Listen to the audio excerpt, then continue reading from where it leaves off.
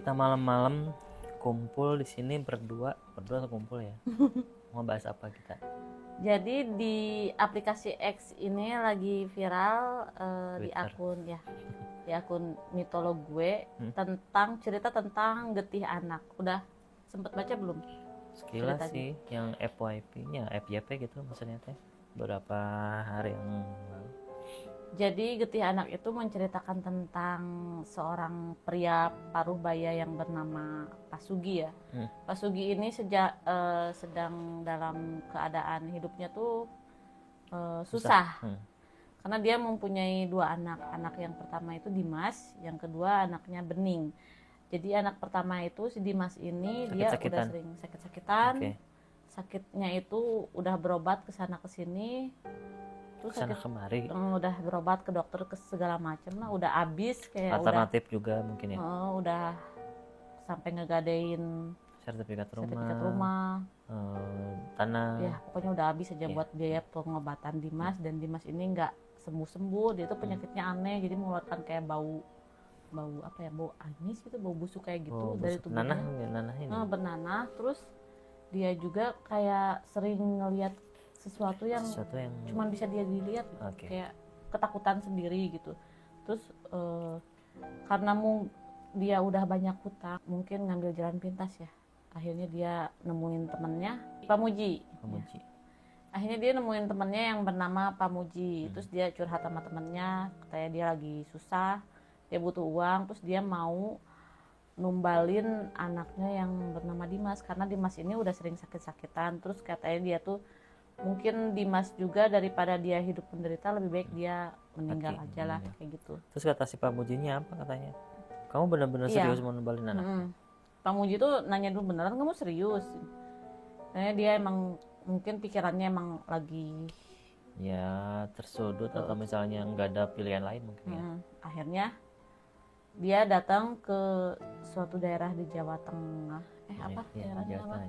Dataran tinggi daerah Jawa Tengah yang terpencil, sebuah desa terpencil. Dia mendatangi dukun yang diantar sama Pamuji. Dukunnya itu namanya Mbah Darso. Si Mbah Darso ini awalnya bertanya nih sama Pamuji, kamu yakin mau numbalin anak kamu? Kamu akan kaya, tapi kamu harus mengorbankan salah satu anak. Harus kehilangan orang yang kamu sayangi. Terus tapi nggak bilang salah satu anaknya, cuman dia bilang mengorbankan orang yang kamu sayang. Orang yang kamu sayang. Terus dengan tanpa ragu-ragu si Pamuji ini bilang ya yakin gitu kan ya. Akhirnya si Mbah Darso itu kayak boneka jerami yang dililit kayak boneka pudu gitu.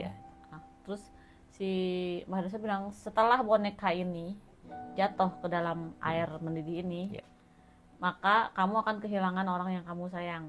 Kamu yakin? Yakin. Akhirnya si boneka itu dijatuhin kan ke air mendidih itu. Terus tiba-tiba ada suara dari Bening, anak keduanya, anak bungsunya, yang kesakitan.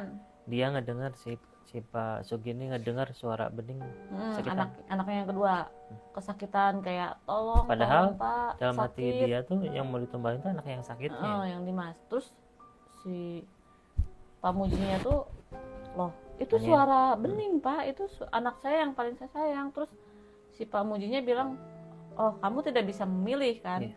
Kamu juga nggak bilang anak yang mana yang mau kamu tumbalkan. Lagian kamu tidak bisa memilih. Jadi si iblisnya memilih Bening, anak yang paling dia sayang gitu. Dari sini kan udah kelihatan ya, berarti si Pamuji ini membeda-bedakan kasih sayang terhadap kedua anaknya.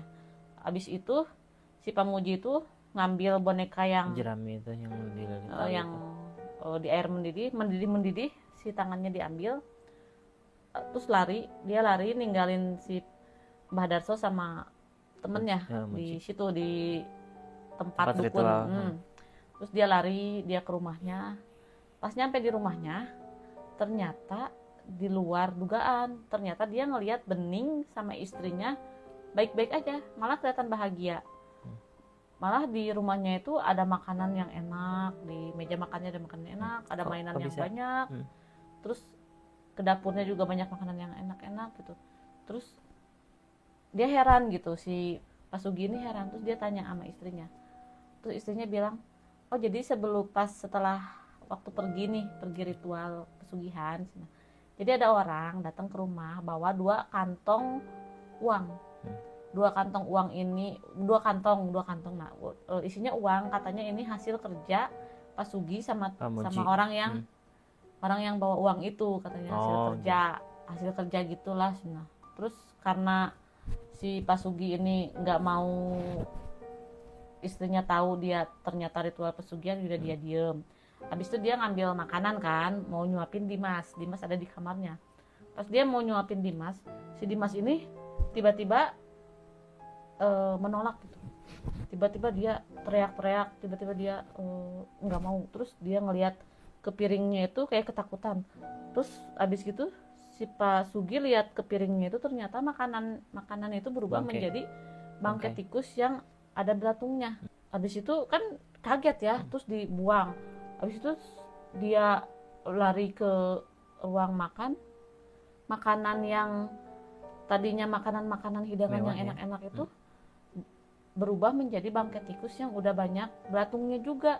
Dan lebih parahnya lagi, Bening sama istrinya lagi makan bangkai tikus sama bangkai tikus yang ada belatungnya itu. Terus mau teriak, Pak Sugi tuh mau teriak gitu, jangan dimakan, tapi kayak dikunci, kayak dia kayak nggak bisa teriak. Terus abis itu berubah lagi, makanannya kayak makanan biasa lagi gitu, makanan bisa. Jadi itu antara ilusi atau gimana gitu, antara kayak gitu. Nah terus semakin hari itu hari-hari di rumah Pak Muji itu semakin mencekam, banyak keanehan. Jadi pada suatu waktu nih, jadi Pak Muji ini lagi tidur di kamarnya. Nah suhu ruangan kamarnya itu tiba-tiba panas. Terus kebangun kan, pas dia lihat di sebelahnya istrinya udah nggak ada. Terus dia nggak dengar kayak ada suara bisikan yang aneh, yang kayak baca mantra gitu. Terus di ruang tengah misalnya, terus si Pak Muji ini langsung ngeliat lah suara bisikan itu, tapi lama-lama hilang. Terus dia ngeliat, oh istrinya lagi sholat, akhirnya lega. Tapi pas dia lihat istrinya lagi sholat, setelah dipikir-pikir, loh kok sholatnya gini ya, membelakangi kiblat.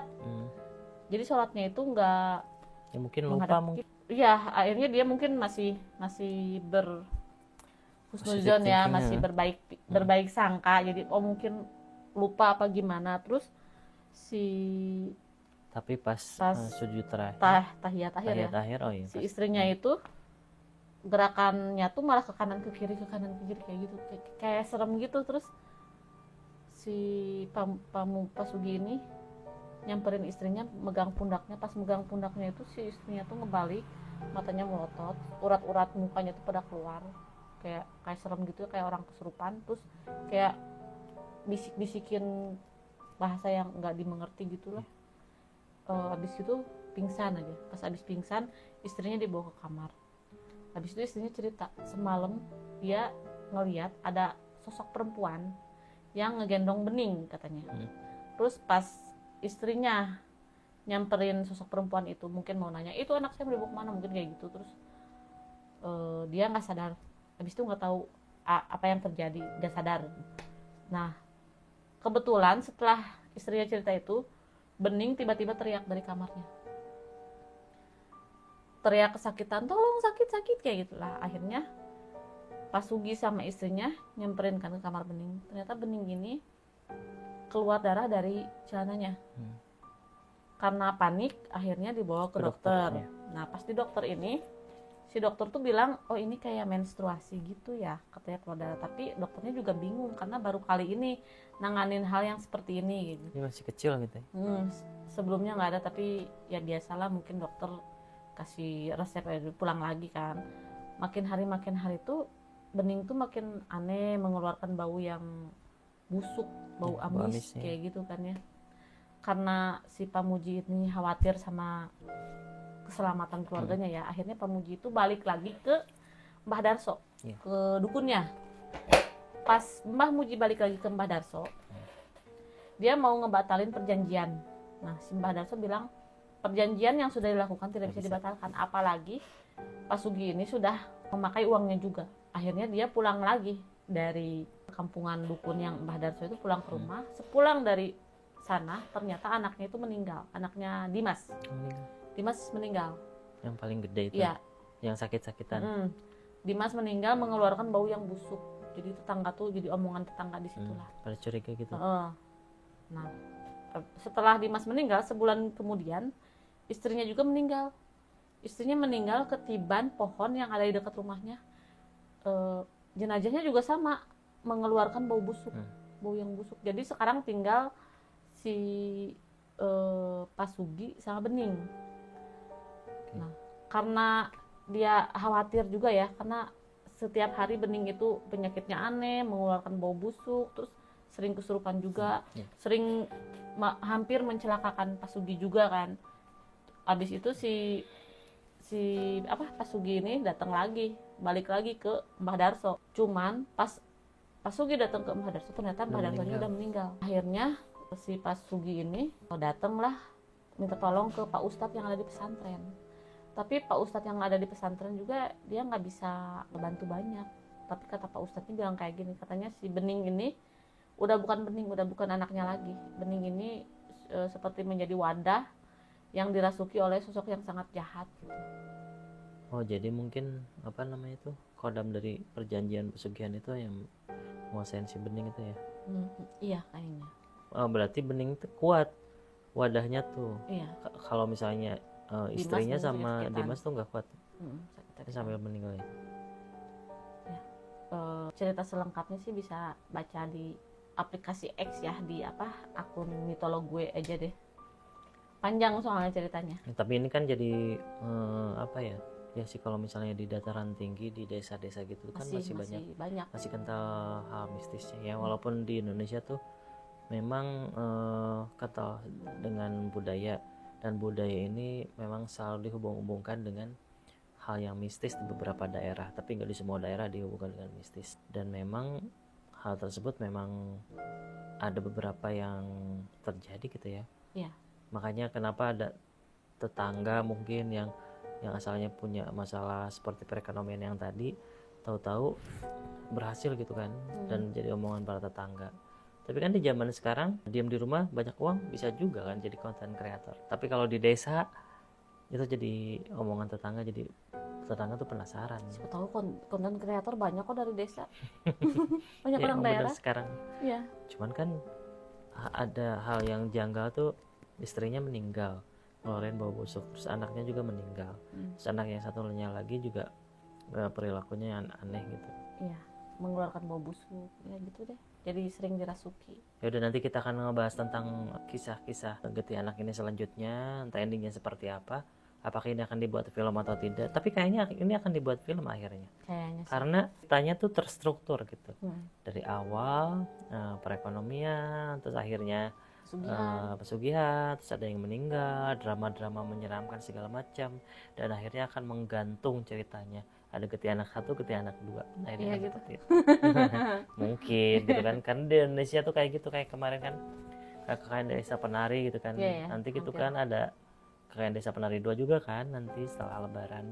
Ini bikin penasaran. Ya udah, nanti ketemu lagi di ruang cerita lagi bareng Indriandini dan Arbil Aparisi. Bye.